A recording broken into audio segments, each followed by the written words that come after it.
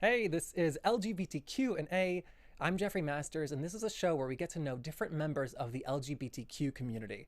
Today I'm talking with Dr. Michelle Stevens. Dr. Stevens is a psychologist and the author of Scared Selfless, a new memoir about how she triumphed after childhood sexual abuse and the mental illness it created. Stay tuned.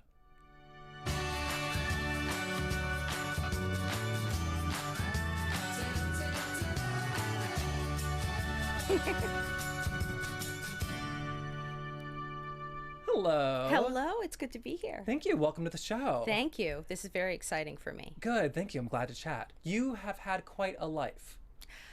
I have had quite a life, yes. Is that an understatement? You know, when you're the one living it, it doesn't seem so extraordinary, but when you write it all down in a book, other people start to go, wow, that's quite a life. Yeah, I can't imagine this was easy to write. It was not easy to write. It took me twice as long as it was supposed to. Okay.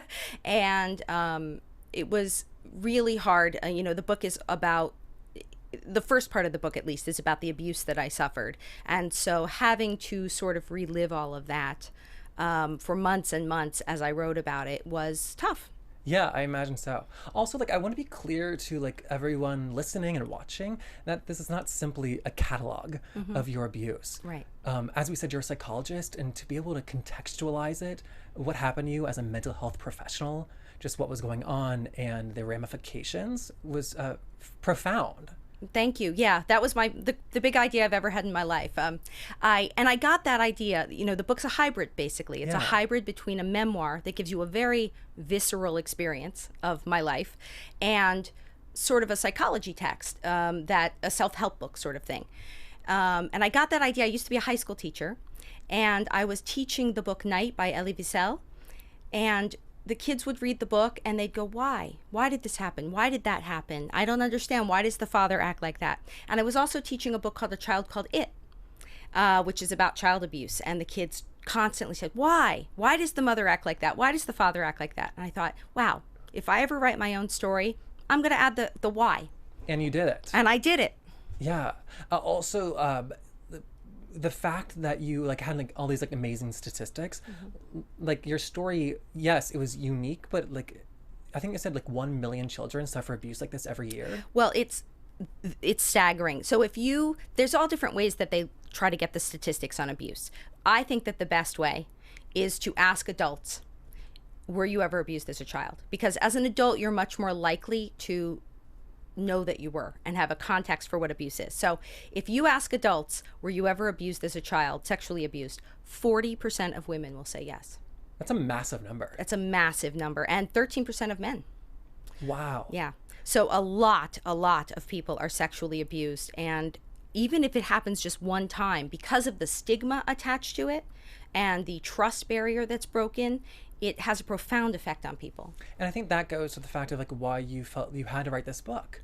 Yes, it absolutely does. I felt that for whatever reason, I was given the sort of fortitude to heal, and not only heal, but somehow understand how I healed and how it affected me. And I really wanted to help other people to understand themselves. Yeah. I mean, I think you said somehow to figure out how you healed. It was all of your training.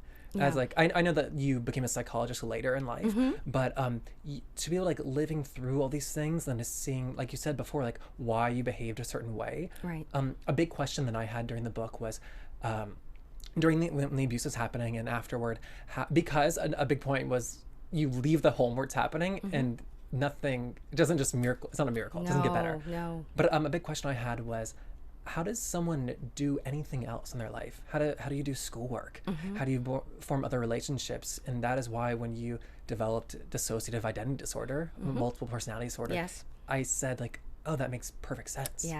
Yes. And it's so interesting because I did develop multiple personalities, and which is, I don't want to say it's common, but it is sort of the worst symptom from the worst type of sexual abuse that you can get. But it was very protective of me. It allowed me to sort of compartmentalize in a grand way the abuse to the point where I didn't know I was being abused, and just go to school and think I was a normal kid. And so that allowed me to get through college and things like that. It's almost I'm not saying it's healthy, but it's like you said, a protection. It is, yeah. At the time, it was quite healthy, I think, to be able to dissociate. Had I not been able to dissociate, I think I would probably be a drug addict. I would have to have some sort of chemical way of avoiding these feelings. Oh, because you would find a different way to do it. Right. Wow. I also thought it was so fascinating how you said that the multiple personalities are less overt. Yes. They're very subtle. Yes, that is one of the things I really wanted to get people to understand. There's a real problem. There's all these myths about multiple personalities. There is a myth that it's incredibly rare, which it's not. At least 1% of the population, if you look at the research, suffers from it. That's about the same as schizophrenia. We don't think of schizophrenia as rare. Right. There is the myth that it's not real. It is. I know. I have it. And there is the myth that anyone who does have multiple personalities is going to have this very florid, Sybil-esque way of showing it, where they're announcing who they are, what weird name they have in French or something. And that's just not the case. I've had clients with multiple personalities, and it's very subtle. And it's because it's so subtle, and therapists even believe it doesn't exist or is rare, that it doesn't get diagnosed. Wow. And I think you wrote too that it's subtle because you develop these to protect yourselves, and they're very smart. So in order to protect you, they need to be hidden. Right. Correct. Right. If I was in the middle of being abused by horrible, dangerous people, and some other personality popped out and said, "Hi, I'm Caroline," how is that protective? Right. Right. It's all a subtle way that the mind compartmentalizes itself. Wow. Well, we keep mentioning your abuse. Do you mind giving like the brief sketch of what happened? I just don't want people to think that like your father like hit you once. Right. Right. And not that there's like that's tough too. Yeah. But, Yeah. And it was an extreme. Yeah. So when I was 8 years old, I was born to a single mother who was very poor and uneducated. And when I was 8 years old, she got a new boyfriend who happened to be an elementary school teacher. And he pretended that he was interested in her, but he was a pedophile. He was really interested in me. And as quickly as he could, he got her to move into the house with him so that he could have full access to me. And he was a very sadistic man, and he had it in his head that he was going to make me his sex slave. So he tortured me. And he did. And he did. And that lasted for 6 years? Yes. And he belonged to, what people call a child sex ring. Nowadays we call it trafficking. And he trafficked me to other men through that ring. He put me into pornography.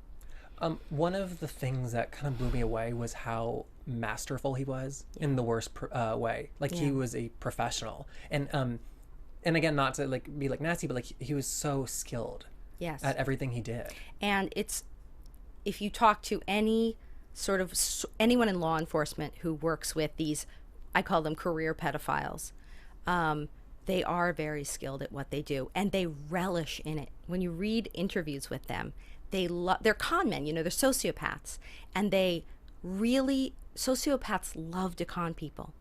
It's part of their fun. They love to make the parents think they're the nicest guy in the world while they're raping the child. And how do they find each other? This isn't something that would come up in like normal conversation. Back in the day, this was happening to me in the 70s before the internet. They would find each other through pornography magazines. There were coded messages basically in the classified sections. Oh, so like the same way that like gay men in the 80s and 70s had to find each other. Correct. It's the exact same thing. Nowadays, it's so much easier with the internet. Wow. At one point in the story, he is arrested or charged for molesting 3 different children. Yes. And they questioned you inauspiciously and you remain in the home. That was, as you said, in the early 80s or late 70s. Had that happened today, do you think that outcome would have been different? It's hard to say. It's really hard to say. I would like to say it would be different. And yet I see cases all the time where I don't think it is different. It's very hard. If you ask a child, were you molested by your father? They're not just going to tell a stranger yes. It hardly ever happens that way. Yeah. There's just too much at stake. So I don't know if it would be different today. What do you recommend? Because obviously we cannot wait for every victim to say like this happened. What do you recommend people do in that situation? Be it law enforcement or a therapist? and this is, I'm about to write a big piece on this Okay. because so many people, since the book came out, I've had so many people write to me and say, what do we do? This is terrible that this happens. What do we do? And I always write back the same thing. Criminals don't stop themselves. We have to stop criminals. And these same people who will say, oh my God, that's terrible what happened to you, if they see it happening, if they see their uncle come out of the bedroom with that was locked with a little girl inside, what people want to do is look the other way. Yeah. They don't want to go, my God, what is that? Did he just molest her? Because that's icky. When it's in your face, when it's right up close, and it's someone you know, you don't want to believe it. Yeah. And 90% of child molestations are someone that the kid already knows. It's not strangers doing this. It's uncles and brothers and fathers and teachers and coaches. Wow. That's wild, that 90% number. Yeah. And I think that like a massive lesson from the book regarding this was that no, it might not leave physical marks on the children, but there are always signs. Yes. Yes. You were talking about like suicide and like writing explicit poems and drawing pictures, and the fact that it was ignored by teachers that read that, I found equally horrifying. What I have found more horrifying this week, the book came out this week, I started getting dozens of emails from people who knew me back then when I was a child saying, oh, we knew he was a pedophile. Our moms told us to stay away from him. My mom told the administration, they didn't do anything. He would make me sit on his lap and undo my things, and I was very uncomfortable. So basically everyone knew for 20 years that this guy was a pedophile, and nobody ever did anything about it. Wow. That's... And one of my former teachers from when I was about 9 years old wrote to me and said, I knew. I tried for 3 years. I kept telling everyone, but the administration didn't want to do anything about it. Wow. Yeah. And if this was just my circumstance, that would be awful. It's not just my circumstance. We know that this is what happened with the Catholic priests. We know that this is what happened with Jerry Sandusky. It seems like it's probably happening with this gymnastics doctor, U.S. gymnastics team doctor. It just goes to our natural inclination to be polite. To be polite and to deny atrocity. Whatever the atrocity is, it is the human nature to deny that it exists. And so because they were not seeing it happen at your home, they were able to say this is not happening? You know, it's so interesting. In the Jerry Sandusky case, a guy saw Jerry Sandusky naked in a shower with a little boy. He reported it to the administration. And the administration, in their defense, they've all been found guilty now, said, but he never said it was sexual. This is part of the problem. In this case, we're going to have to go in innuendo a little bit. Yeah. And implicit knowledge, right? If a grown man is in a shower with a little boy, we should probably think something's going on there. Yes. Yeah. What do we need to see exactly before we know it's happening? Wow. And I get crazy with, there's such a thing about not wanting to, everyone's innocent until proven guilty. But how many times does there need to be smoke before we just believe there's fire? Michael Jackson comes to mind. Yeah, you name him twice in the book. Yeah. I mean, how many people can come forward and say something? A guy gets on TV and says, the most loving thing you can do is share your bed with someone, meaning a young boy. There's a problem there. Can I say for absolute certain? No, I never saw him do anything. I don't know him. I didn't know him. But at some point, any sane person needs to go, something's probably going on here. It's also like if you wake up one morning and there's snow on the ground, you know it snowed, but you didn't actually ever see it snow. What a beautiful metaphor. Yes. I've stolen that from somebody else. Not about your situation exactly, right. But it's like these things, they add up. Exactly, and that's what happened to me in my situation. And it's staggering to me. I was a little girl. I didn't know all of this when I was going through it. But to have people now say, we all knew. We're not surprised. So for like the teacher that said she's new for 3 years, what happened? Did she tell the principal? Like what happened She told there? the administration, the principal, or I don't know who, but she said she told the administration. And they said that they weren't going to do anything about it. And if she wanted to do something, she would have to call CSA, whatever that is, Child Protective Services. And it wasn't confidential, and she worried that it would make it uncomfortable for her to be in a situation with a coworker who was my stepfather, and so she didn't do it. Wow. I don't blame her for that. I get it. It's hard. It's hard. It's just these kids cannot advocate for themselves. You were not able to. Correct. And also, we cannot expect the victims to do that. Right. It's true of domestic abuse victims, by the way, too. And that's why, I don't know if it's in every state, but in California, they changed the law. Domestic abuse victims, battered spouses, are not going to step forward and say, I want to press charges. They're too afraid. They're too brainwashed and afraid.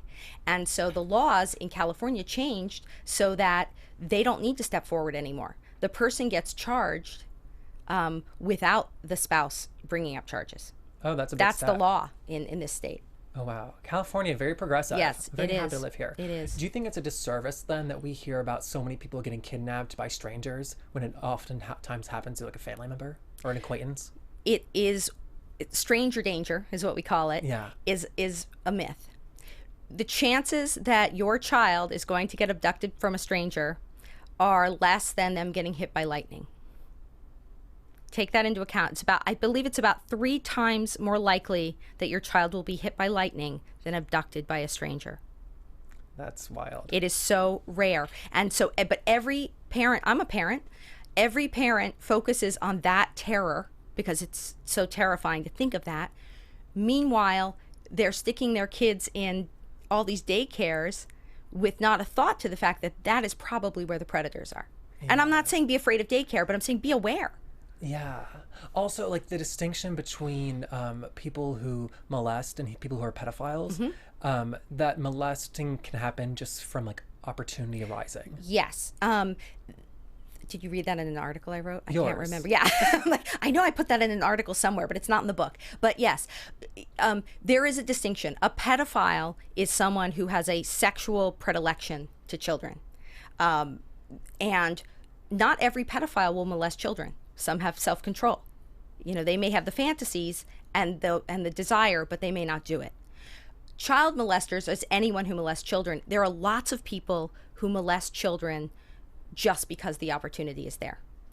Some, cousin gets to watch the little daughter and just thinks, okay, yeah, I'll do this. This is easy.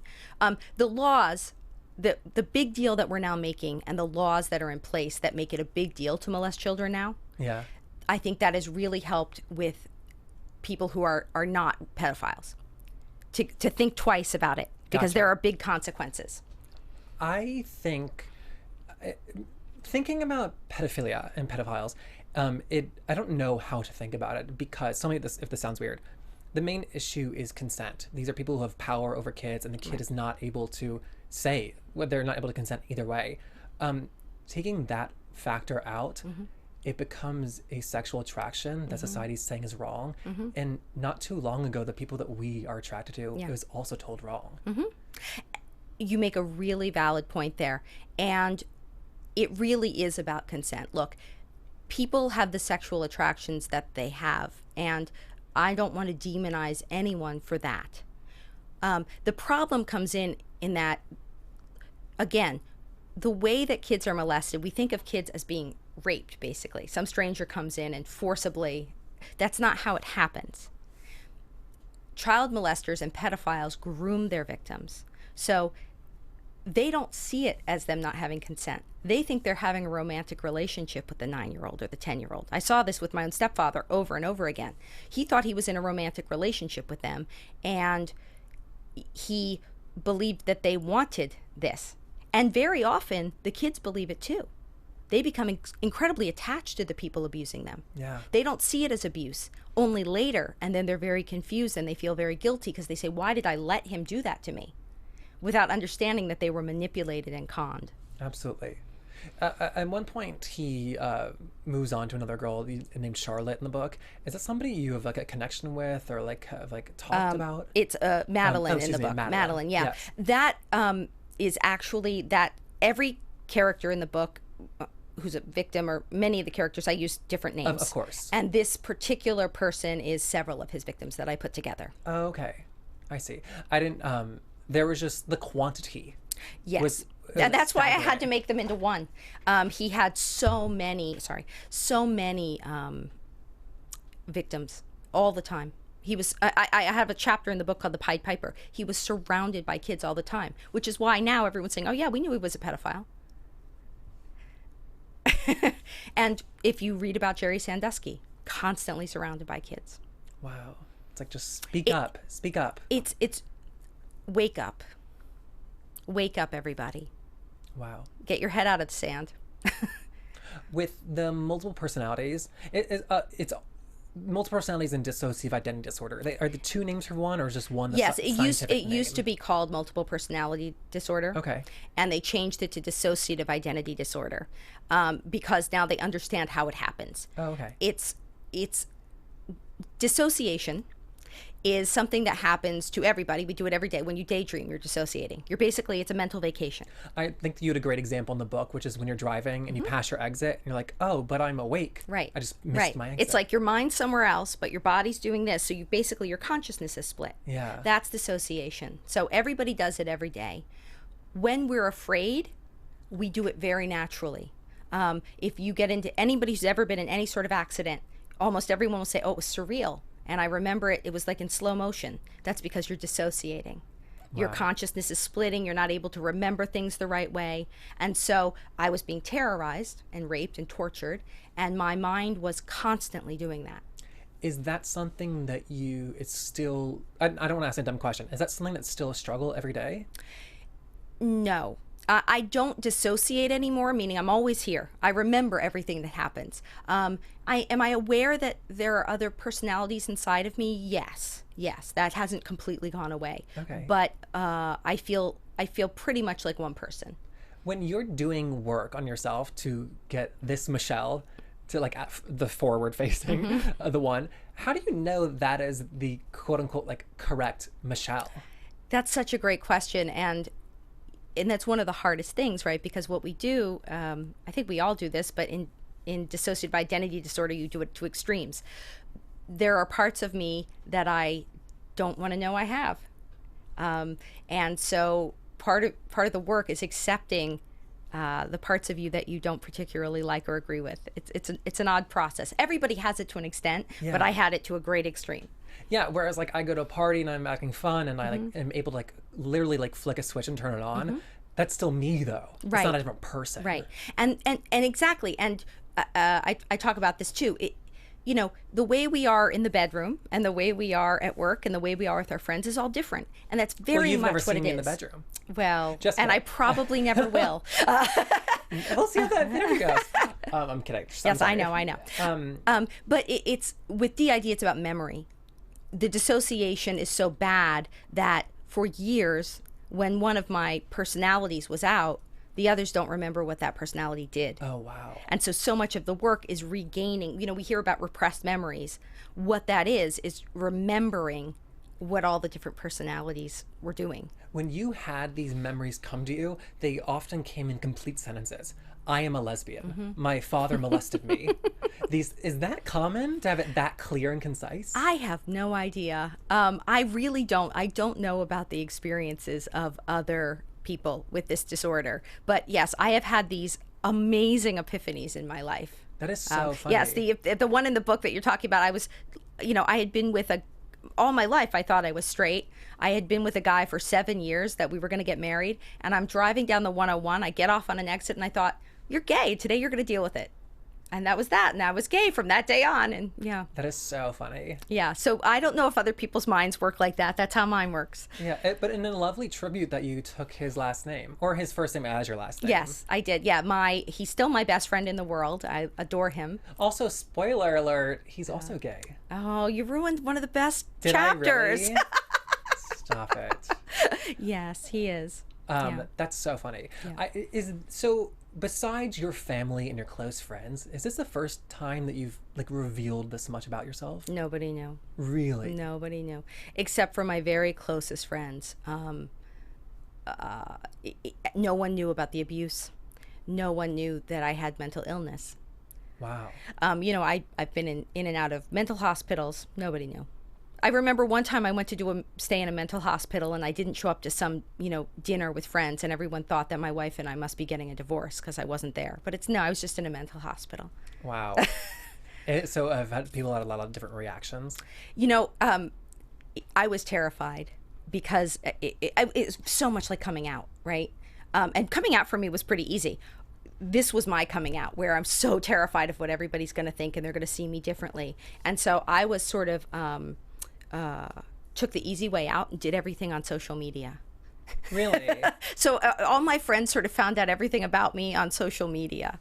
That's funny. So that way I didn't have to deal with the weird looks. That's easier. Yes. I think that the issue that I would have is that some people are not able to discuss certain things. Not that you would want to have this discussion every day. Yeah. But I wouldn't want to, my one of my roommates, her mom passed away a couple years ago, and the amount that people bring it up, it just blows my mind. Mm-hmm. So I'd hate to be invite you over for dinner. I wouldn't say, this is Michelle and this is everything she went through. Right. Or just it's awkward. This is Michelle. Yeah.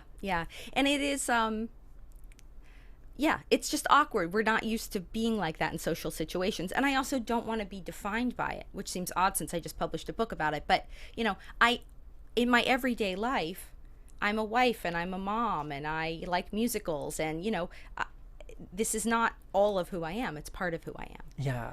Speaking of your wife, I don't want to say that it was obviously not as hard as what you went through, but to have that kind of support couldn't have been easy on her end. Yeah. And I'm so glad I'm talking to you, because everyone I've talked to about this book, all they want to focus on is the abuse. Half of this book is really a lesbian love story. Yeah. It's a love letter to my wife, this book. 23 years. 23 years we've been together, and she has, from the beginning, she really got all that I've been through, all the struggles that I've had, and she's been incredibly supportive. My wife and my best friend, and later my therapist, are really the reason I'm sitting here. I don't think I could have gotten through and done so well without them. That's my greatest blessing, is my ability to pick great people. Yeah. But also, this was a blind date. It was the only blind date I've ever been on. It's true. That story is so funny. Can you mind talking? Okay, so basically, I had been dating. I decided I was a lesbian while driving on the freeway. And then I spent about 2 or 3 years dating around, doing the whole thing, really, really living it up. And I had gotten fed up with it all. And I looked up to God one day and I said, this is it. You got to send me somebody. I can't, I'm not meeting the right people at Girl Bar. Please give me somebody. So the next day I go into work and I overhear a conversation in the next cubicle. And it's my coworker, and she's saying her friend, who I didn't know, was on the phone, and he had asked a girl out on a date. And my friend was saying, I'm so sorry that girl that you liked, that you took on a date, turns out to be a lesbian. And I popped my head up and I said, lesbian? What lesbian? I want to meet the lesbian. And this is how I got set up to meet my wife. And that's the lesbian. That's the lesbian. God, you knew nothing about her. Nothing about her. And she tried to, she had tickets to a Sarah McLachlan concert. How lesbian is that? And who I didn't know who that was. I lied and said I did. And she these were expensive tickets, so she kept trying to get me on the phone to talk to me and find out if I was worth it, or meet for coffee. I wanted none of that, so I told her I was out of town. So basically, she just showed up at my door for this date, and we were together ever since. That is amazing. Yeah. Wow. Tell me if this is too personal, but after... Yes. No, just kidding. Next question. After so much sexual trauma early on, are you able to enjoy sex today? It's a struggle. Yeah. I mean, yes. But, yeah, anybody who goes through, I think, sexual abuse is going to have a lot of work to do to heal sexually. Yeah. And now, how old is your son? Our son just turned 12. Oh, wow. Yeah. So how much does he know? And I want to know, when do you think you'll start, having that conversation with him? Yeah, we've had to kind of start it. He knows that I was abused as a child. And he doesn't really, he's a pretty young 12-year-old, so he doesn't really get sexual things anyway, nor would you want to when it's your mother. Yeah. So he knows that I was abused. Okay. And at some point we had to tell him about the multiple personality thing. which is very hard. There's such a stigma. And he overheard it somewhere, and he looked at me and he said, "Do you have multiple personalities? Like, I'm a freak of some sort," which people act like that. And I said, like, "Where did you hear about that?" He's like, "I don't know. It was on my cartoon." Well, it's just been all over the media with that recent and like Shyamalan movie too. Yes, with Split. Yeah. And it's not like that. It's not like that at all. So that's a testament to how much it's not like that my son had no idea I have that disorder. Yeah. So he knows I have it, but it doesn't mean anything to him because I'm just mom. Yeah. I guess it's probably healthier too to know you have it and then to like learn more details as opposed to at 18 being like, by the way, I need to tell you something. Oh, my child's a lie. Yeah. I have two moms and one's, Right. Oh, wow. I think it's so impressive too that your belief in God did not wane. Yes, it's never waned, actually. I thought he had it in for me for a long time. It appeared that way. Yeah, it really appeared that way. I really thought he had it in for me. And then I talk about this in the book, as you know. I've always had a really strong sense of spirituality, of there being something else. And for a long time, I thought, well, God has forsaken me. I don't know what I did, but life really sucks. And then things started to turn around. Really wonderful people started to appear in my life, and things started to get better and better. And at this point, I'm really in a place of almost seeing everything that happened to me in a spiritual way, of saying, thank God it happened, because it made me empathetic. It made me have this desire to help other people. Yeah. It gave me my purpose in life. And how wonderful is that? Yeah. And that is why to put word in your mouth, like, feel you had to write this book. Is that not right? Yeah. And that was a big deal because, this book is very honest. And once a book like this comes out and you decide you're going to do press for the book, there's no taking that back ever. From now on, I am the person who was horribly sexually abused and had multiple personalities and all of this. So I had to make a choice that I wanted to do that. And I did it because I really fervently believed that other people needed to hear what's in this book. Yeah. And my God, it's been a week and I've gotten hundreds and hundreds of messages and emails and everything else from survivors, people who know survivors, people who work with survivors, saying, you've explained it all. So, and I knew I could. I just knew I could explain it all in a way that no one had ever explained it. Yeah, I think it goes with the fact too that like we need to talk about these kinds of things. That like without it being out in the world, then people will remain silent. Right. There's these teachers who said nothing, these principals and the parents of kids. Right. It's easier to stick up when they know like and that's happening. And it's, look, I don't want to blame people for that. It's the natural way. If you don't have someone like me standing up and saying, it's all real, what you're suspecting that you don't want to say because it's not polite to say and you've been taught you shouldn't say anything, no, it's real. Believe it. Stand up for someone. Telling so many survivors write to me and they're saying, my God, I didn't realize how much it affected me. That's the other thing. People will know that it happened to them, but they do not make the link between what being abused does to you and how it affects you in adult life. Yeah. I mean, I even thought too, like you moved to New York, you got out of the house away from your stepfather, and it's like, yay, happy ending. And that's in the middle of the book. Correct. And, Holocaust survivors in droves after getting out, years after, commit suicide. That should tell you something. Getting over, do men come back from war and just resume their life happy? We don't expect that, do we? No, we do not expect that you go to war, you see all these horrible, traumatic things, and you come home and you're fine. So why would we think that you would have a childhood of abuse or abandonment or neglect and just grow up and be fine? Yeah. I think too, though, like, because you were living with your wife and able to quit work for a while and like deal with these issues, I like the people who don't have that support system. Do they just become homeless? Sometimes. And yes, I was incredibly blessed that eventually I married someone who was able to support me through my healing. I was just really, really blessed that way. However, I reject the victim of circumstance mentality. I had someone just write to me yesterday and say, I found a therapist that I like, but I don't have insurance for them and they cost a lot, and I have a job but I can't afford it. What should I do? Right? This is a very common thing. And my answer was this: if you value you, go get a second job to afford it. I know that sucks. I know it's not fair. You shouldn't have to get a second job to afford therapy to heal from something that somebody did to you. Yeah. It's completely unfair, and yet it's the thing that you should do.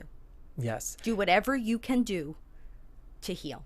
Yeah, and another big lesson from the book: if that therapist is not working, pick a new one.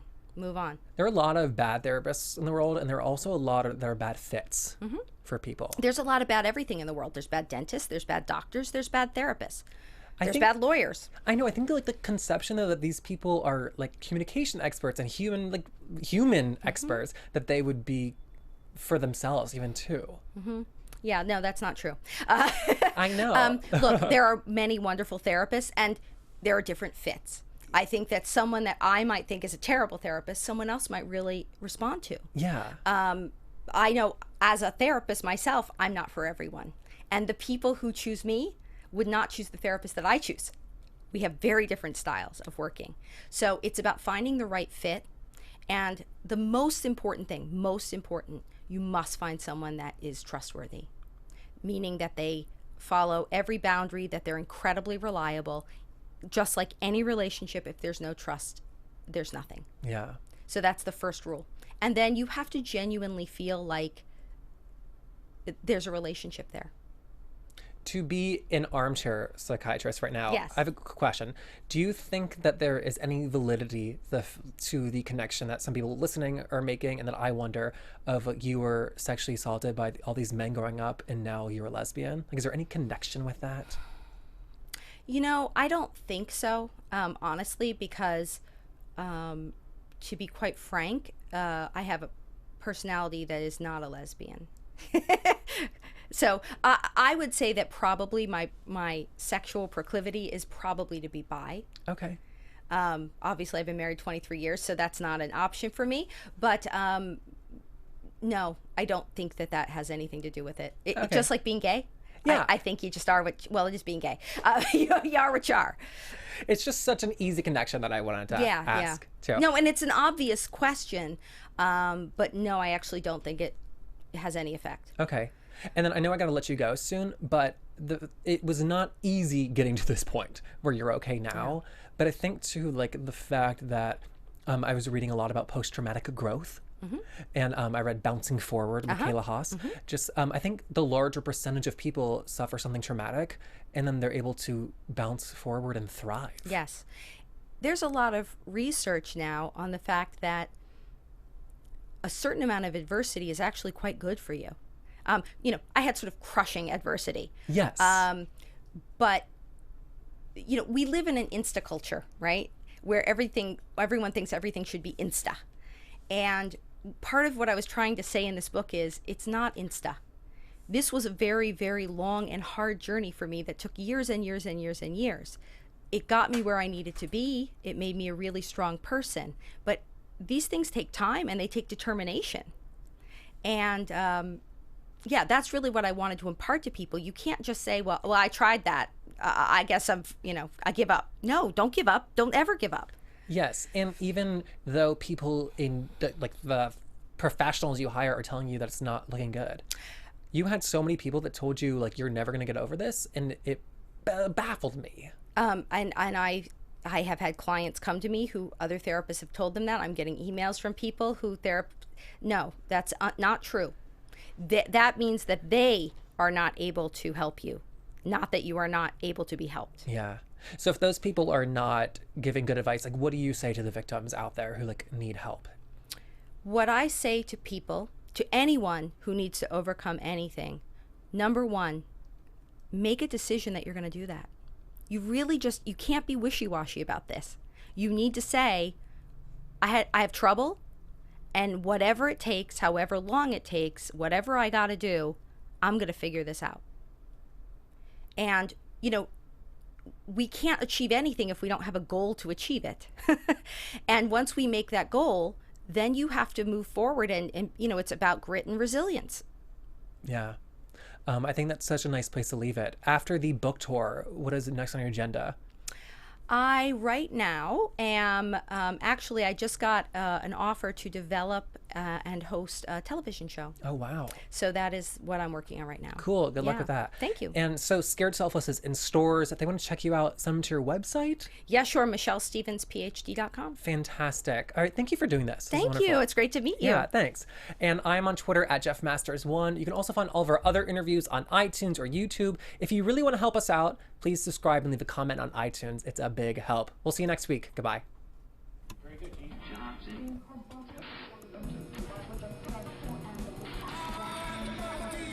From executive producers Maria Menounos, Kevin Undergaro, Phil Svitek, and the entire AfterBuzz TV staff, we would like to thank you for listening to the AfterBuzz TV network. To watch or listen to other after shows and post comments or questions, be sure to visit AfterBuzzTV.com. I'm Sir Richard Wentworth, and this has been a presentation of AfterBuzz TV. The views expressed herein are those of the hosts only and do not necessarily reflect the views of AfterBuzz TV or its owners or principals.